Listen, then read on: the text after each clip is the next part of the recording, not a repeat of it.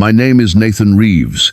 I'm 36 years old, and for the past 12 years, I've worked as a wildlife enforcement officer in the Colorado Rockies. That night, the storm was brutal, visibility near zero, and I was finishing my patrol when I heard it. A small, desperate cry cut through the howling wind. It wasn't the sound of the storm. It was something alive, something in pain calling for help. I stopped the truck and stepped out into the driving snow. My flashlight beam swept across the trees until it landed on him. A tiny lion cub, barely a few months old, crouched against a rock. His golden coat was soaked and matted, one paw held off the ground at an unnatural angle. He looked straight at me and cried again, louder this time, raw and urgent. I moved closer, slow and careful. Most wild animals would have bolted. This one didn't. Instead, he took a limping step toward me, then turned and started moving deeper into the trees. Every few yards he stopped and looked back as if begging me to follow. My training told me to radio for backup and wait. But something in that cub's eyes said there was no time. I tightened my grip on the flashlight and followed him into the storm. What that little lion cub led me to next, it broke my heart in a way I'll never forget. Before we go any further into this story, drop a comment below and let me know what time it is right now and which city or country you're watching from. It really helps me see how far these stories of courage and compassion are reaching around the world. If you're new here and love real wildlife stories like this, hit that subscribe button, turn on notifications, and join the family so you never miss what happens next. The small cub kept looking back, making sure I was still following through the deepening snow. His injured paw dragged slightly with each step, but he never slowed down, never hesitated. The beam from my flashlight cut narrow tunnels ahead, catching swirling flakes and the faint glint of his wet fur. Every time I lagged even a little, he stopped and let out a short, insistent sound, not quite a roar, more like a strained plea that carried over the wind. We pushed deeper into the Rockies than I had ever patrolled alone. The trail narrowed to a game path, barely wide enough for my boots. Branches, heavy with fresh powder, brushed my shoulders, dumping cold loads down my neck. The cub navigated it all with surprising certainty, weaving between fallen logs and around boulders, half buried in drifts. I kept my hand near my radio, but the signal had been dead since the first mile. No backup. No choice but to keep moving. After what felt like 40 minutes of steady climbing, the cub paused at the edge of a small clearing. He sat back on his haunches and looked up at me, golden eyes reflecting my light. Then he turned his head towards something half hidden under a low-hanging pine. I stepped forward and saw the tracks. First, wide, aggressive ATV treads that had torn up the snow before skidding sideways and disappearing down a steep slope. Fresh enough that the edges hadn't yet filled in. I swept the flashlight lower. Scattered gear lay in the open, a torn backpack spilling protein bars and a water bottle.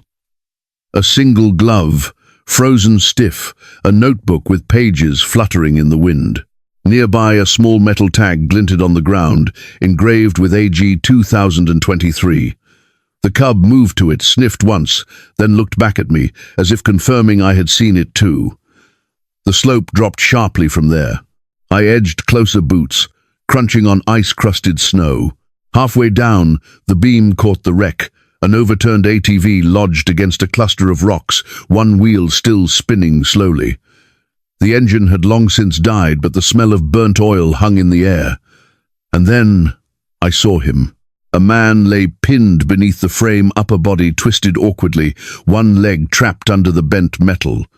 His face was pale, lips, blue eyes half open but unfocused.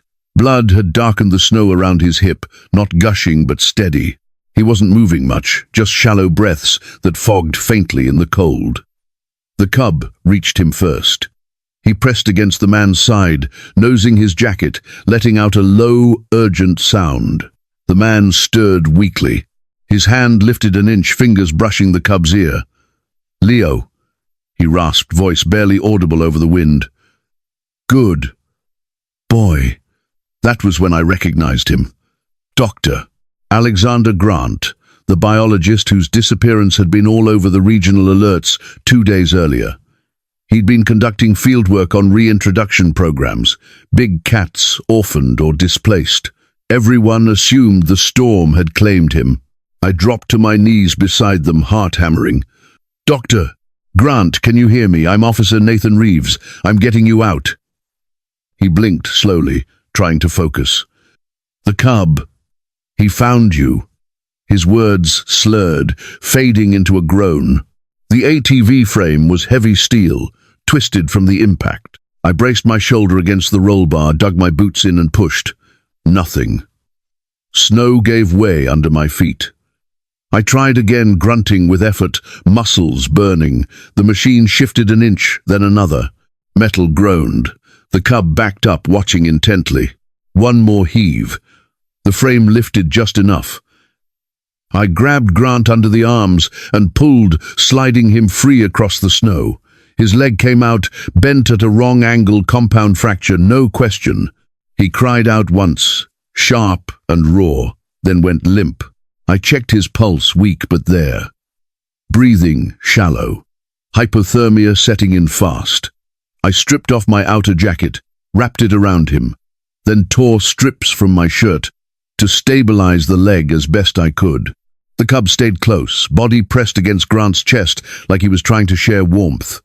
Radio still dead. No signal. The storm showed no sign of letting up. I looked at the cub, Leo, and then at the man he'd led me to. "Hang on, Doc," I said quietly. "We're not done yet." I hoisted Grant over my shoulder in a fireman's carry, gritting my teeth against the weight. The cub fell in beside me, limping but determined, guiding us back the way we'd come. Every step sank deep, every breath burned. The wind pushed against us like a wall. But we moved, slow, relentless, back toward the ridge where my truck waited. By the time we reached the vehicle, Grant's skin felt like ice. I laid him across the back seat, cranked the heater to max, and radioed dispatch the second the signal flickered back. "Unit 12, I have the missing biologist. Severe injuries. Need immediate medevac at mile marker 42, subject critical." The response came crackling through static copy Unit 12. Airlift en route. ETA 20 minutes. I looked down at Leo curled against Grant's side in the footwell. The cub lifted his head, eyes steady on mine. For a long second, neither of us moved. Then he laid his head back down, as if finally allowing himself to rest. Grant was alive. Barely. But the fight wasn't over. Back at the station, as the storm finally began to ease, the full picture started to emerge. The medevac chopper had lifted Grant out 20 minutes after my call, rotors thumping against the low clouds, while paramedics worked fast to stabilize him. I stayed behind long enough to hand Leo over to the on-duty wildlife tech, a young guy named Torres, who set up a temporary enclosure in the heated garage bay. The cub settled quickly once the door closed, curling into a tight ball on the blanket. We'd laid down, eyes half shut, but still tracking every movement. I drove straight to the regional hospital in Denver. By the time I arrived, Grant was already in surgery, compound fracture in the femur, hypothermia, and early signs of compartment syndrome. The doctor in charge gave me the short version: he'd make it, but recovery would be long, and he'd need pins and months of rehab. They let me wait in the family lounge until he came out of recovery. When they wheeled him past, he was still out, but his color had returned. A nurse handed me a waterproof pouch they'd found in his jacket pocket. Inside was a small USB drive marked AG 2023. Leo. I didn't open it until I got home around 3 in the morning. Emily was waiting in the kitchen, lights low, coffee already brewing. She didn't say much at first, just wrapped her arms around me while I stood there, still smelling like wet pine and diesel. "You're shaking," she said quietly. I hadn't noticed. She pulled back, looked at my face, then at the USB in my hand. "Is that from him?" I nodded. She didn't ask anything else. She just poured 2 mugs and sat beside me at the table while I plugged the drive into my laptop. The folder was simple. Leo logs.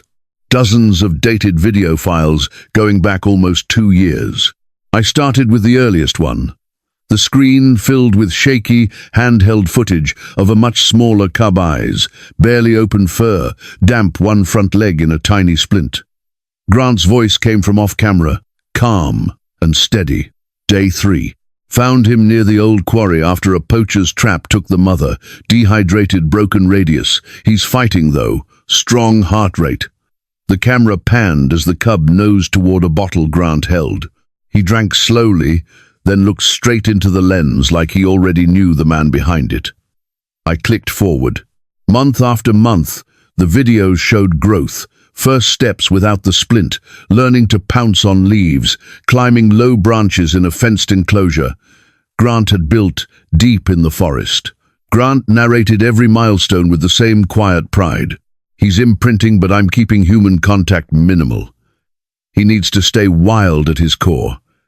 In one clip from 6 months ago, Grant knelt in the enclosure holding a small metal band. Tagging him today.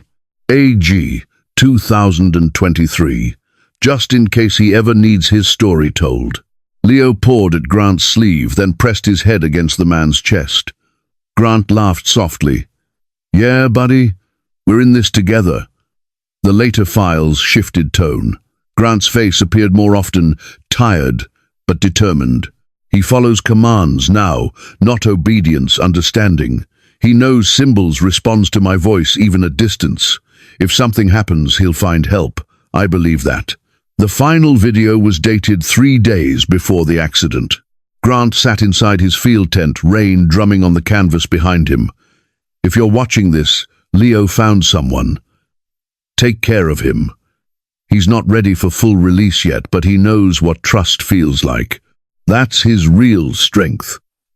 He looked straight into the camera. Don't let them turn him into a display. He deserves the wild. I closed the laptop. Emily had been watching over my shoulder. Her hand rested on my arm. You okay? She asked. I shook my head. He trained him to do exactly what he did. To find me. She squeezed my hand. Then you owe it to both of them to finish what Grant started. The next morning, I went back to the station. Leo was still in the garage bay, eating from a bowl Torres had left. The cub looked up when I entered, tail flicking once. I crouched by the enclosure. Hey, Leo! He came to the wire, pressed his forehead against it. I reached through and scratched behind his ear.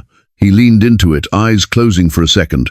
That afternoon, the call came from Regional Director Alan Whitaker.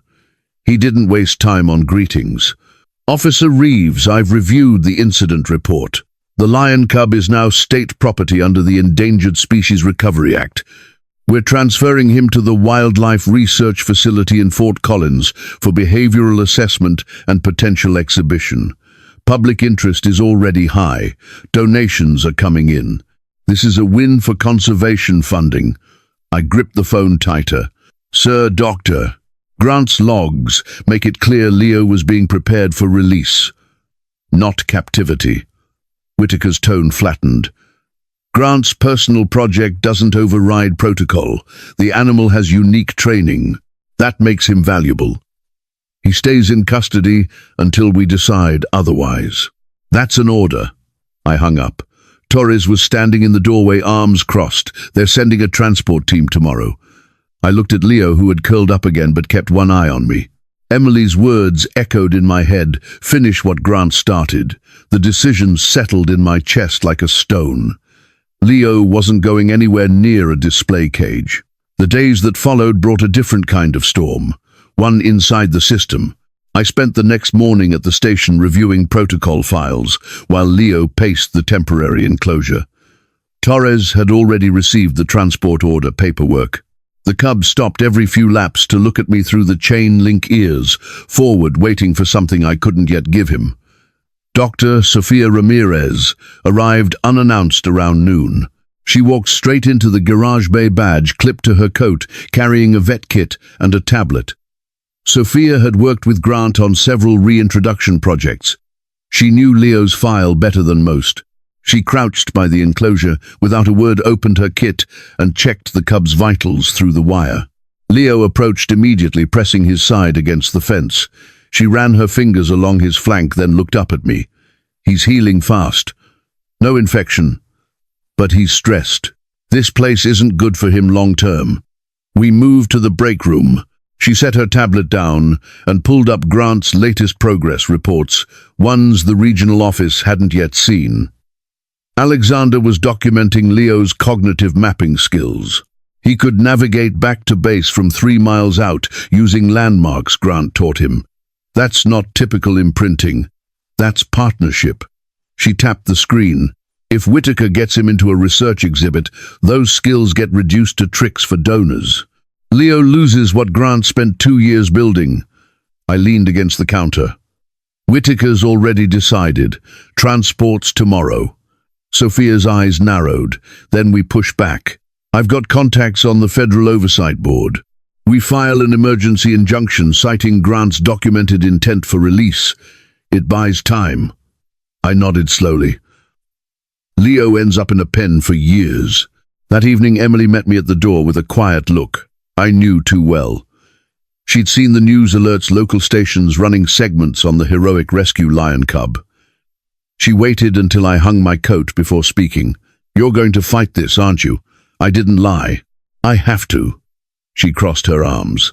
Nathan, you already risked your life once. Now you're talking about defying a direct order from a director who can end your career. We have a mortgage. We have plans. If you lose your badge over this... Her voice cracked on the last word. I'm scared for you. Not just for the job. For us. I pulled her close. She rested her forehead against my shoulder. I know what Grant wanted, I said. Leo isn't research material. He's a living thing that trusted one person enough to save him. I can't let that trust be turned into a sideshow. Emily stepped back, eyes searching mine. Then promise me you'll be careful. No heroics. No going rogue alone. I promised. But we both knew promises like that sometimes bend. The plan formed over the next 2 nights. Sophia sent me encrypted copies of Grant's full research logs, evidence that Leo had been conditioned for wild survival, not captivity. I mapped out the nearest suitable release site, a remote section of national forest land with established big cat corridors. No public access, monitored by trail cams.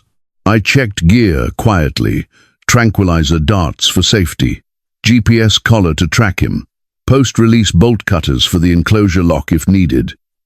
Everything stayed in a locked box in my truck bed. Leo sensed the shift. When I visited the bay after hours, he met me at the gate, body low but tail up, making soft, chuffing sounds. I slipped him extra meat through the wire. Soon, buddy, I whispered. Soon. The confrontation came sooner than expected. Whitaker called me into his office the next afternoon. He sat behind his desk, arms folded, a printed transport manifest in front of him. Reeves, sit. I stayed standing. He didn't like that. I've seen your emails to Dr. Ramirez. You're stirring trouble. The cub is scheduled for pickup at 0800 tomorrow. You will facilitate the handoff. No arguments. No delays. I placed the folder Sophia had prepared on his desk. Grant's logs, medical notes, federal guidelines on imprinted wildlife release. Sir, these documents show Leo was being rehabilitated for wild release. Holding him violates the intent of the Endangered Species Act and Grant's research permit. Whitaker pushed the folder back without opening it. Permits can be amended. Funding is down 20% this quarter. A trained lion cub draws crowds, draws grants. That's the reality. I kept my voice level. Reality is Grant nearly died training him to survive out there. You turn him into an exhibit, you erase everything he worked for. Whitaker leaned forward. You're a good officer, Reeves. Don't throw it away over sentiment. Follow the order or face disciplinary review. I met his eyes. I won't hand him over. The room went quiet. Whitaker's jaw tightened. Then consider yourself on notice. Internal Affairs will be in touch. I walked out. My heart was pounding, but my steps were steady. Back in the garage bay, Leo was waiting. I opened the enclosure door for the first time without a leash. He stepped out, slowly, sniffed my boots, then looked up. I crouched. We're doing this my way now. Under the cover of a quiet night, with the mountains watching, the moment finally came. I waited until after midnight, when the station lot was empty. Torres had left at shift change, leaving only the security light over the garage bay. I backed my truck up to the side door, killed the engine, and stepped inside. Leo was already at the gate. He stood tall, ears pricked, as if he'd been expecting me. I unlocked the enclosure with the spare key I'd taken earlier. The door swung open without a sound. Leo stepped out slowly, nose to the air, then looked at me. I crouched and held out my hand. He came forward, pressed his forehead against my palm, once firm, deliberate, then turned toward the open door. We moved fast, but quiet. I led him through the back lot to the truck bed, where I'd lined a blanket and placed a water bowl. He jumped in without hesitation, settling in the corner like he'd ridden there before. I covered him with a tarp to block wind, secured it loosely, and drove west on the empty highway. No headlights until we cleared town. The GPS guided us to the release site 20 miles into national forest land, a valley with dense cover and a year-round stream. When we arrived, the moon was high, casting silver across the pines. I parked off the access road, cut the engine, and opened the tailgate. Leo hopped down, sniffed the ground, then looked back at me. I attached the lightweight GPS collar Sophia had provided, slim breakaway design, solar-powered. He didn't flinch when I fastened it. "This is it, buddy," I said softly. "Your world now." I stepped back. Leo took one step, then another, tail, low but steady. He paused at the tree line, turned and gave a single low chuff. Then he disappeared into the shadows. I stood there until the sound of his footsteps faded completely. The valley felt suddenly larger, quieter. I waited another hour, scanning the ridge with binoculars. No sign. He was gone, truly gone. I drove home in silence. Emily was awake when I walked in. She didn't ask questions. She just held me while the adrenaline drained away. We sat on the couch until dawn, coffee cold in our mugs. The fallout hit at 7 a.m. Whitaker's office called. "Reeves, report to headquarters immediately. The cub is missing from the enclosure. Security footage shows you accessing the bay after hours." I didn't deny it. He's where he belongs. The line went dead. By noon, Internal Affairs had opened a formal investigation, charges pending unauthorized release of state property, violation of direct order, potential felony interference. Sophia called that afternoon. "I've already filed the injunction paperwork with the federal board. Grant's logs are ironclad evidence. We're pushing for a sanctuary designation on that release valley, private funding, no state control. I've got donors lined up from Grant's old network. They want to name it after Leo." I exhaled. "How long?" "Weeks, maybe months, but we're moving fast." The investigation dragged. Interviews, document, requests suspension without pay. Emily kept the house steady while I met with lawyers. Whitaker pressed hard, leaked statements to local press, calling the release reckless endangerment. Public opinion split. Some hailed it as heroism, others called it law-breaking. Donations to Sophia's sanctuary fund spiked anyway. 3 weeks later, I drove back to the release site alone. I hiked the same trail, sat on a fallen log near the stream, and waited. Dusk settled. Nothing. I was about to leave when movement caught my eye. Low branches parting. Leo stepped out. He was bigger, coat, fuller muscles, defined under the gold fur. The GPS collar glinted. He walked straight to me, stopped, 3 feet away, and sat. His eyes locked on mine, calm, knowing I didn't reach out. He did. He closed the distance, pressed his head against my knee, then rubbed his cheek along my leg once. A low rumble vibrated in his chest, not a growl, something deeper. Acknowledgement. I stayed still. He lingered 5 minutes, then stood, flicked his tail, and padded back into the trees. I watched until he vanished. My hand stayed where he'd touched it, warm, steady. When I got home, Emily was on the porch. I told her. She smiled, tears in her eyes. He came back to say, "Thank you." The sanctuary groundbreaking happened 2 months later. Sophia sent photos, cleared land, first fencing posts, a sign already up: Leo Valley Sanctuary. No cages, only natural enclosures, release corridors, education trails. Whitaker's investigation stalled when federal oversight stepped in. Grant's documentation proved Leo's release aligned with recovery goals. Whitaker faced his own review. Last I heard, he was quietly reassigned to a desk job in administration. I still drive the ridge sometimes. I never call for Leo. I don't need to. The mountains hold the rest of the story. As spring finally touched the Rockies, the story that began with a single cry found its true ending. The snow melted off the high ridges, first feeding streams that ran clear and cold into the valleys. By mid-May, the Leo Valley Sanctuary had its first permanent structures, wide natural enclosures, bordered by native forest release corridors, lined with trail cams, and an education center built from reclaimed timber. Sophia had secured the land through a combination of private donations and federal matching grants, money that poured in after the story went national. No cages, no glass walls. Only space for animals to move, hide, and live as close to wild as possible. I attended the opening ceremony on a clear Saturday. The crowd was small but dedicated: local families, conservation volunteers, a few reporters who'd followed the case from the beginning. Sophia spoke first, standing on a low wooden platform overlooking the main valley. She wore her field jacket, hair tied back, voice steady. This place exists because one man believed trust could cross species lines. Alexander Grant gave Leo the tools to survive. Officer Nathan Reeves gave him the freedom to use them. Today, Leo Valley Sanctuary carries that forward, not as an exhibit, but as a promise. Compassion changes outcomes. After the ribbon cutting, Sophia pulled me aside near the overlook. We watched the first group of orphaned cubs, smaller lions from a seized breeding operation, explore their new space under careful supervision. She leaned on the railing. "You know he's still out there. The collar data shows him ranging 20 miles, but he circles back every few weeks. He's not dependent. He's choosing." I nodded. "I feel it too, like he's checking in." Whitaker's fate had already been decided by then.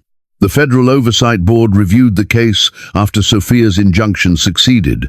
They found multiple violations overriding documented release intent, misusing state authority for funding priorities, and failing to follow Endangered Species Act guidelines on imprinted wildlife. Whitaker was placed on administrative leave, then quietly terminated. No public scandal, just a short press release citing personnel matters. Last I heard, he'd taken a consulting job in another state, far from field work. Leo kept proving the point himself. One late June evening, I drove to the overlook alone. I parked, walked to the same log where I'd sat after the release, and waited. Dusk settled soft over the pines. Then he appeared silent, larger than before, mane just beginning to fill out. He walked straight to me, stopped at arm's length, and sat. No collar anymore. He'd slipped it months earlier, but the trail cams confirmed it was him every time. I didn't speak. He didn't need words. He lowered his head, let me run my fingers along his jaw, once rough, warm, alive. Then he stood, turned, and padded back into the green. I watched until the shadows took him. The valley breathed around me, steady and vast. Sophia called the next week. "He's thriving. The data shows he's hunting successfully, avoiding human zones, but he still comes close enough for the cams to catch him looking toward the sanctuary, like he remembers." She paused, her voice softening with real emotion. "Nathan, what you did wasn't just about one animal. It was proof that kindness doesn't weaken the system, it strengthens it. When we choose compassion over control, we don't lose authority. We earn something better. Responsibility. Connection. The wild doesn't need us to own it. It needs us to respect it. That single choice you made rippled far beyond Leo. It reminded every person who heard this story that one act of courage can protect what matters most. I thought about that drive home. Emily met me on the porch. She'd been following the sanctuary updates, framing photos of Leo from the trail cams. "You changed things," she said quietly. "Not just for him, for all of us." Months passed. The sanctuary grew, more animals arrived, more kids came for field trips, more donors committed long-term. I returned to duty after the investigation closed with a formal letter of commendation from the federal board. No apology from Whitaker's office, none needed. Some evenings I still sit on the porch with Emily watching the ridges turn gold in the last light. I don't look for Leo anymore. I know he's there, living free, carrying the bond Grant built and the choice I made. The mountains hold it all, the cry that started everything, the trust that carried it through, the freedom that finished it. And somewhere out there under the same sky, a lion moves through the trees, strong, independent, remembered. That's enough. That's more than enough.